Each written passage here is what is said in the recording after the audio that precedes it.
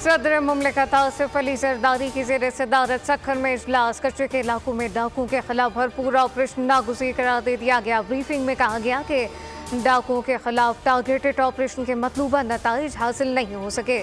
कश्मोर, कनकोट, शिकारपुर, सखर और घोट की अजला समेत पंजाब के कच्चे में भी डाकुओं की सप्लाई लाइन को मुकम्मल बंद करने के इकदाम।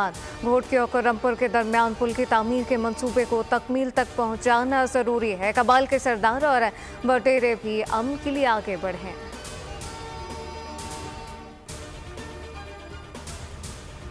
और वज़ीर आज़म की ज़ेर सदारत पोलियो के ख़त्मे के लिए कौमी टास्क फोर्स का इजलास।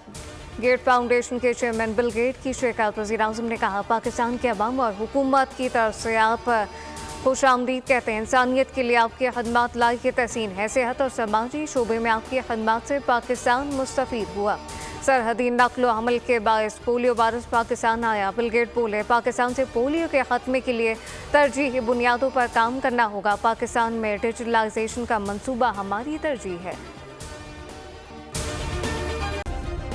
सब्सक्राइब करें और बेल दबाएं ताकि कोई खबर रह न जाए।